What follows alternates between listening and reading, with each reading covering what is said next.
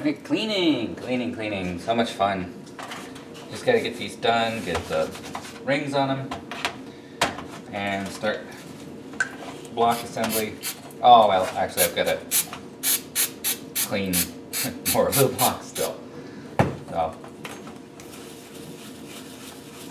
these are almost ready. I just gotta get the rest of this goo out from the oiling grooves.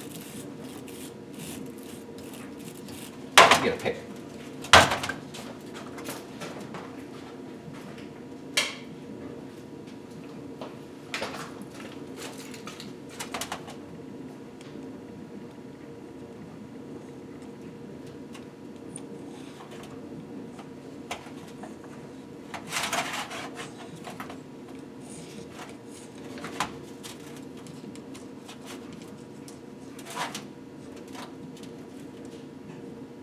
Oiling hole clear. That's kind of important.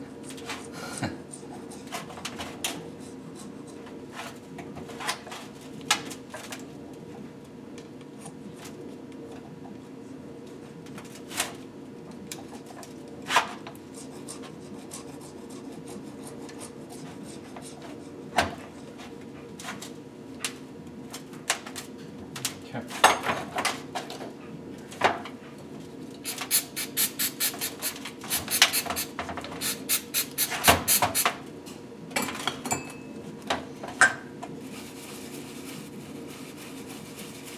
I think I'm almost ready to just call this one good enough.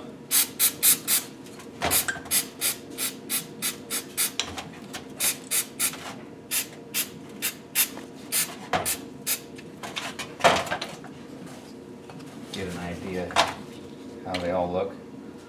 This one looks a lot better.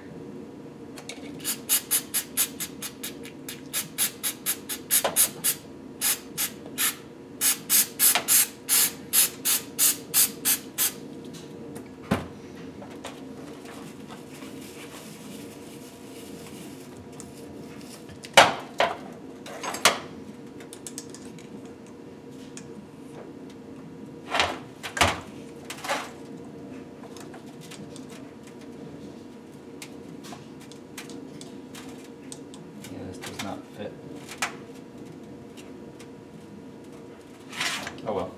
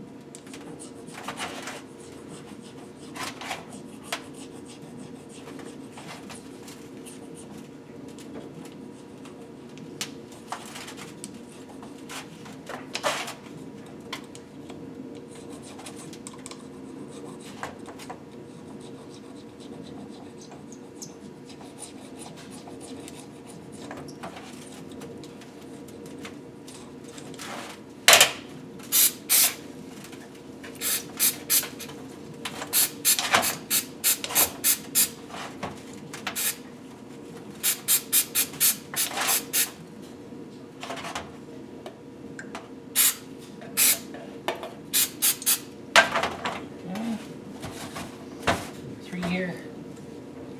This one looks great. Oh yeah, this one looks done. Maybe a little more around the edge here.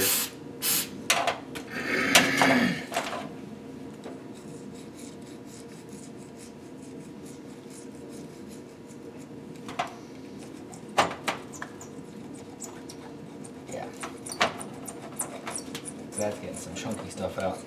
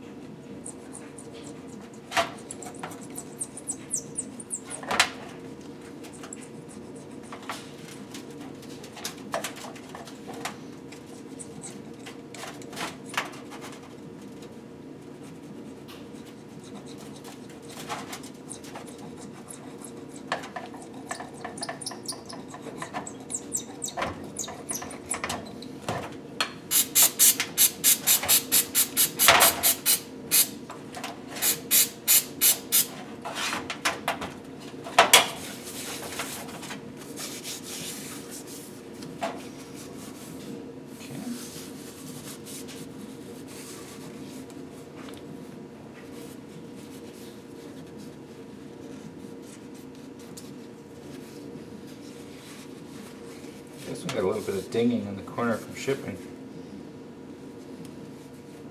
I think it'll be fine.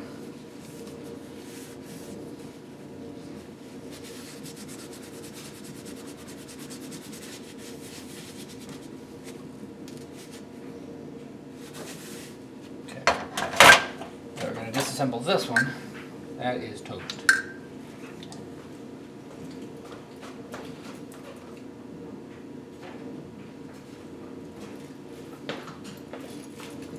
Let's maintain our orientation. I'm going to put the locking tab to the right, which puts the alignment dimple down. Correct? Correct. Okay. Dimple, lock to the right, dimple down.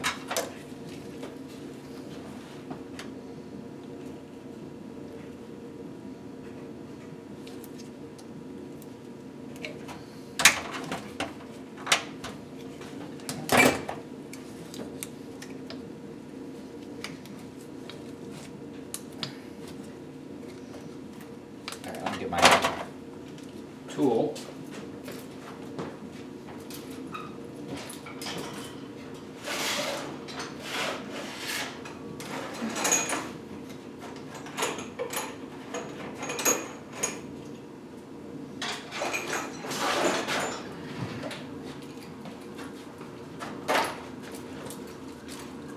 Two socket extenders. Oh, I have to get that other seat out of the way. Put it, oh there, okay.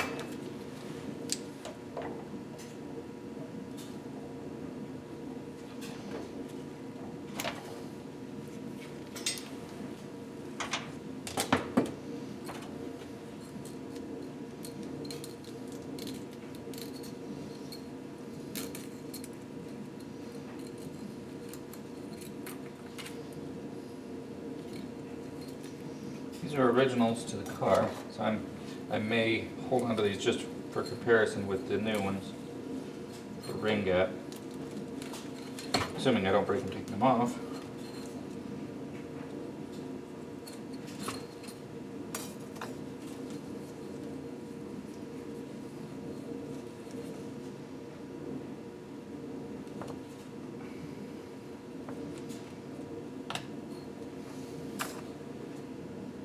Looks like it has a bigger oiling dimple, alignment dimple. Just making sure this one is in excellent condition before I go through the trouble.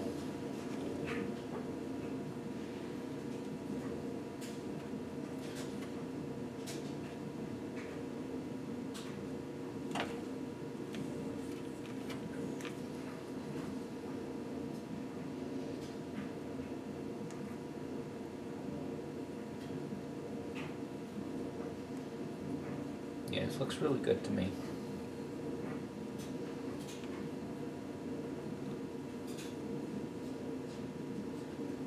Okay, cool. So, take the socket, extender, just tap it out.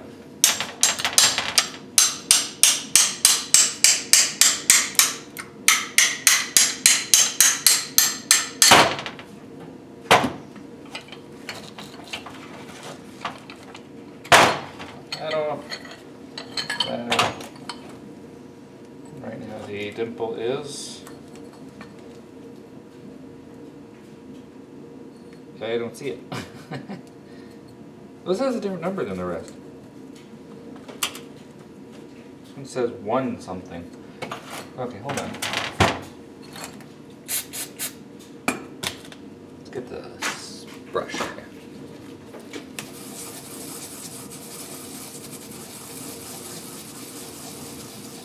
105.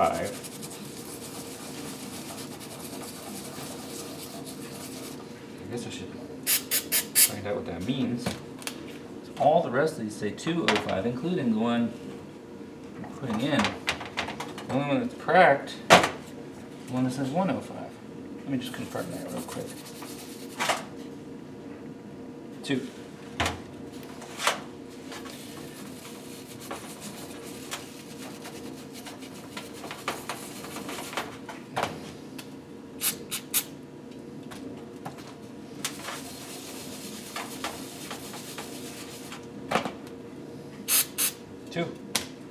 Huh.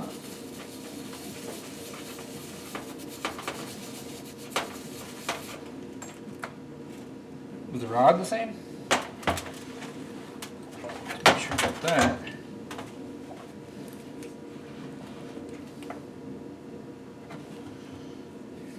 Don't have any like oversized mark on these.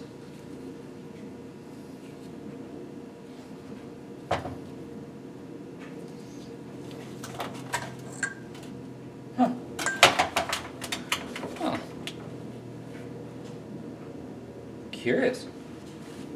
Alright, blocks to the right, dimple going down.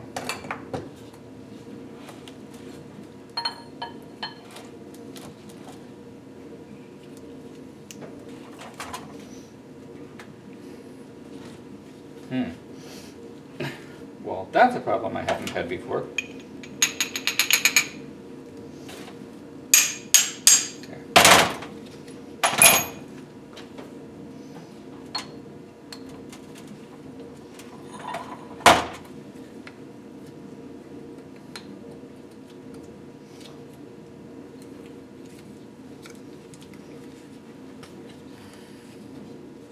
Ow. Oops. Ah.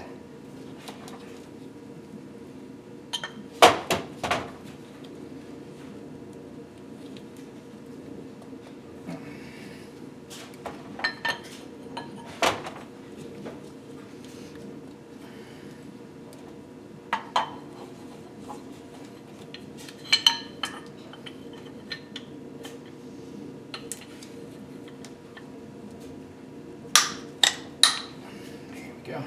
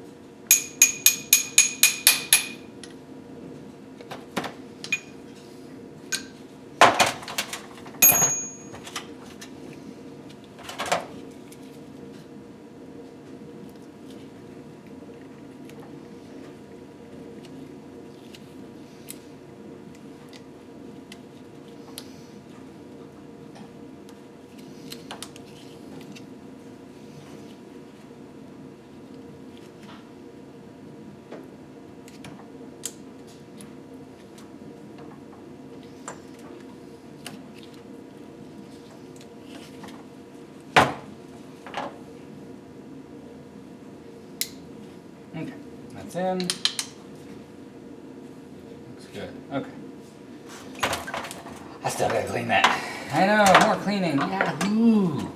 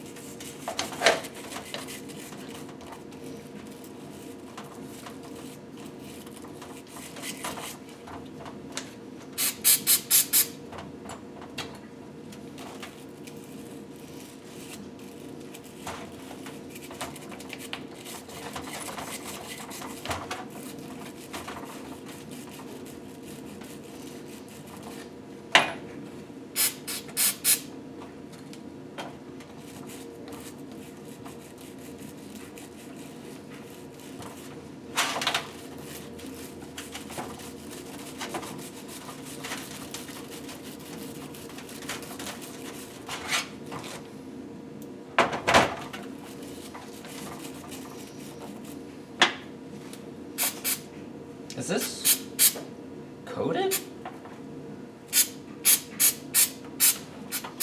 Hey, I just can't find a matching set of pistons. Well, one's coated, the other three are not. I don't know why.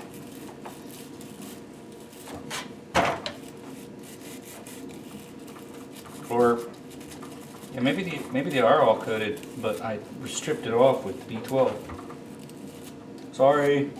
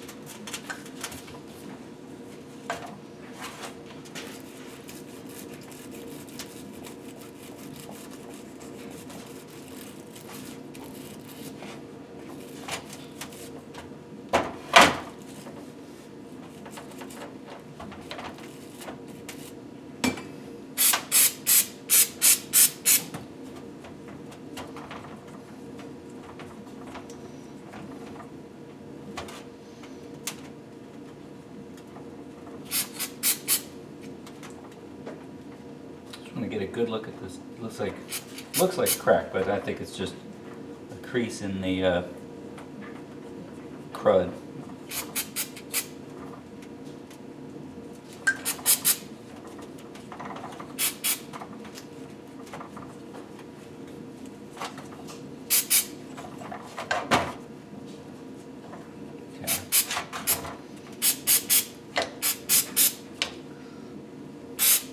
Grooves are beautiful in this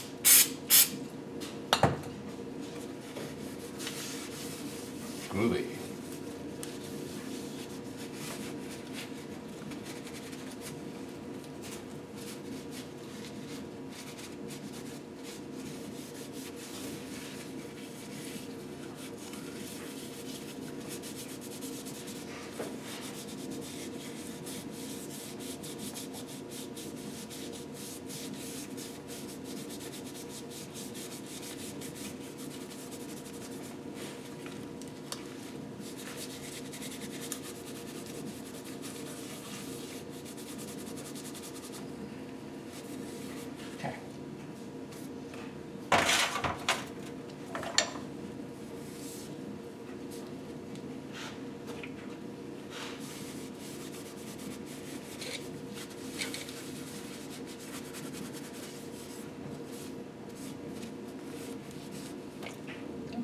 Adequate.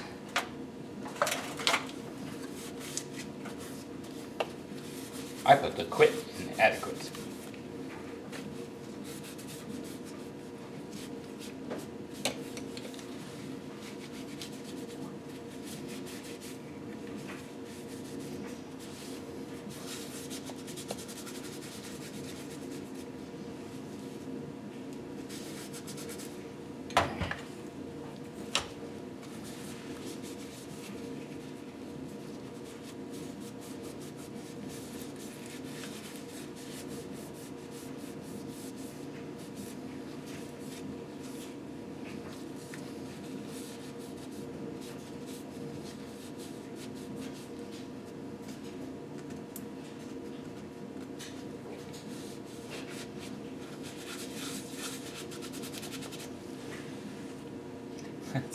This one is so much more filthy. Not where it matters.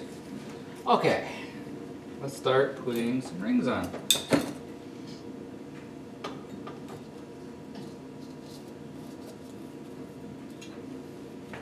Hey, look, a ring holder. All right.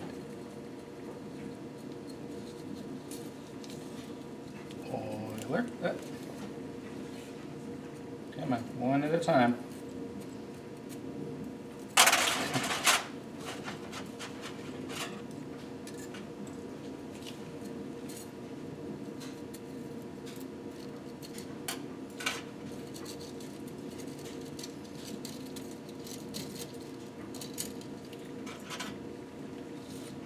you look for any notches. I'm pretty sure the oilers are not directional, but you look for a notch, dimple, a mark, something like that. I don't see anything on this.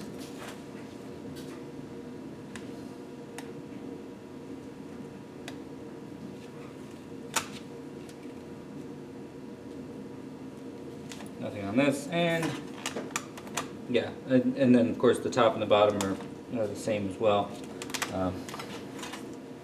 Oiler doesn't have to take any major amount of force, so you know they don't have to angle it in such a way that it spreads the compression, you know, the load during compression or combustion. Okay, that's that.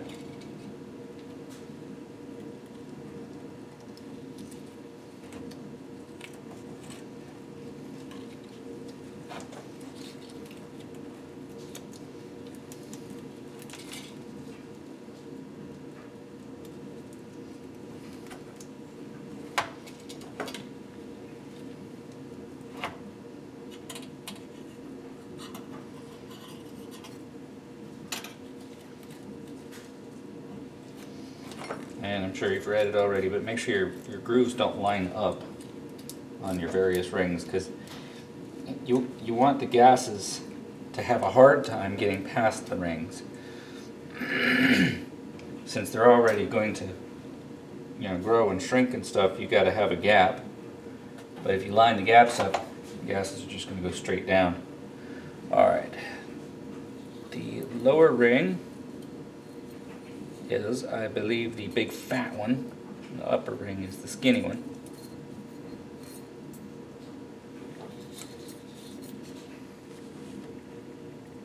Yeah.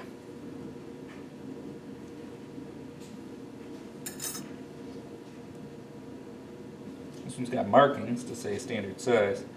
No dimple, so we're assuming the markings is the up side.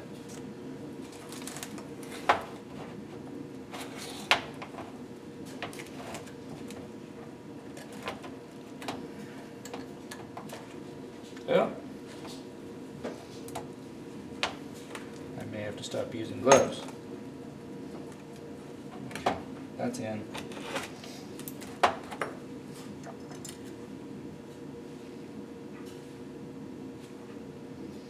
No mark, but it has a bevel. Bevel goes up.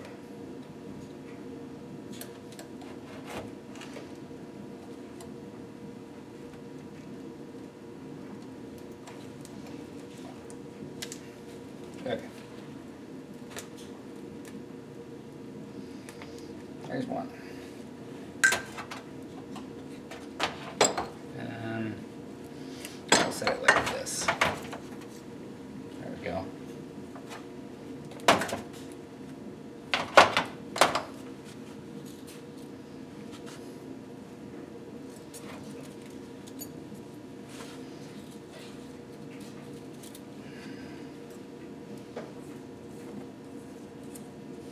I look for where the two ends of the oiler ring butt against each other.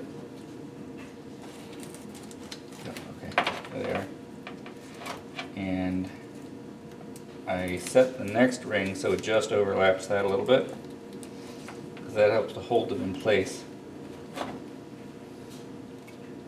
If I start from too far over, sometimes they'll come in and then doing and take me off. I start cursing.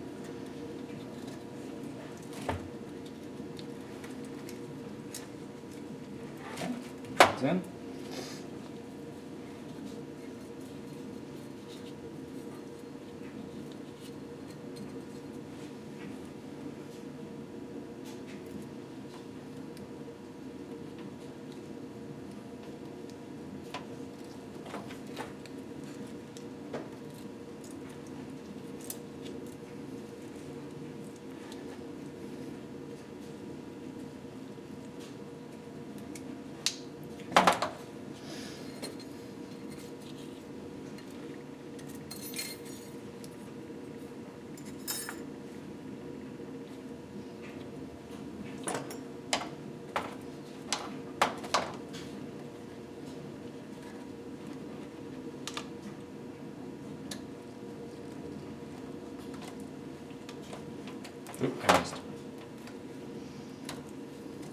we go.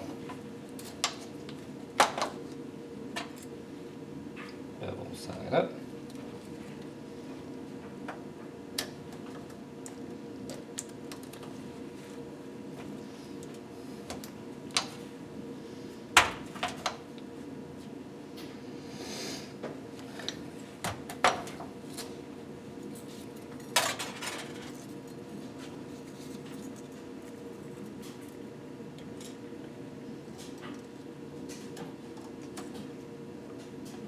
You know, for the longest time, I felt perfectly confident doing anything on the cylinder head, and I was afraid to do anything in the bottom end.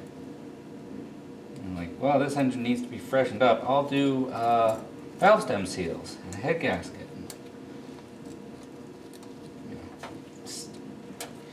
Change out the lifters for some high performance, high tension lifters, and change the camshaft. Stuff like that, and I would never touch the block. It's just something I was afraid to do. And I did it once on the side of the road in front of the house. I got a ticket for it too, because there is a ordinance in this city that says no non-emergency repairs on vehicles in, quote, the roadway. And this is, you know, the side of the road in front of my house. And so I said, well, that's ridiculous. What kind of law is that? And he goes, well, it's, you know, the officer, well, it's because if you jack the car up on jack stand and some kid comes along and knocks the jack stand over, then, you know, you'll be liable for what happens to the kid. And I go, well, what kind of repairs are considered emergency and what's not emergency? He goes, well, funny thing, the only thing that's considered an emergency is replacing a tire. So, okay, the only thing that you're allowed to jack your car up in front of your house is the only thing that actually definitely poses a risk of the car falling over if someone knocks over a jack stand. That makes sense. But it took no time. I mean, it was a surprisingly easy job. We'll keep this the same. And then for me it was, I don't ever want to have to do a timing chain car. And I ended up doing a timing chain on a Nissan Quest. That is about the hardest thing to do a timing chain on. And I got a cheap eBay special timing chain kit, and it broke. So I did it again. And then I did it on, you know, Xterra, Pathfinder, you know, the ones where the engine is right there for you to work on. And so I thought, well, this is really easy. It's a lot of steps. You need space. It's a lot nicer to do inside a garage than out on the side of the road, but, you know, anyone can do it. But I never did a rebuild on a timing chain car until QG18. And took apart a 400,000 mile QG18 that the only reason it wasn't getting compression was just this enormous amount of carbon buildup around the valves. Like it would, once it would start, it would actually heat up, and you'd get valve movement again. No, don't leave the gloves in there. Come on, there we go.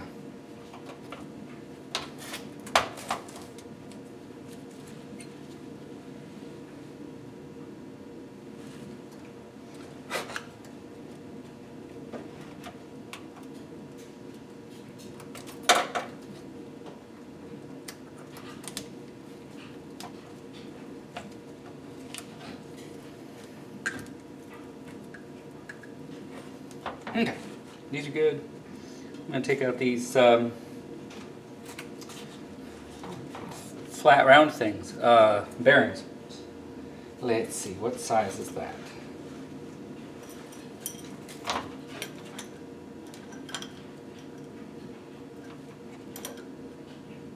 14.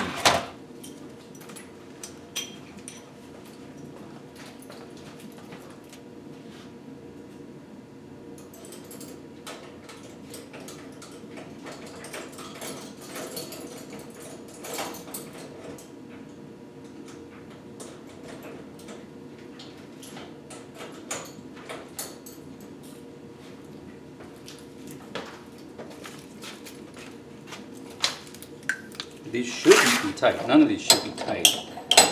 They might be. I didn't remove these.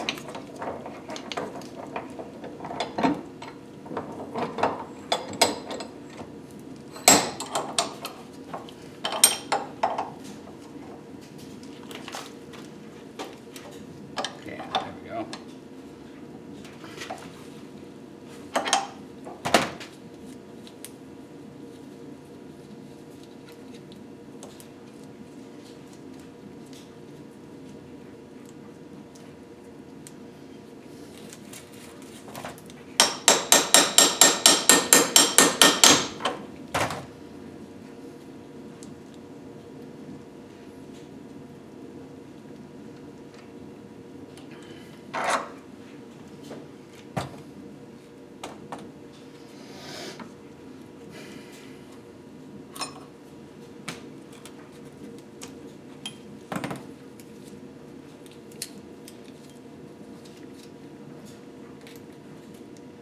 I'm just going to give this a cleaning. I'm not going to do the emery board or anything like that. I'm just going to clean this with some E12. If I can find, there. If I can find, that's like the key word here, isn't it? I'll probably say that more than anything else.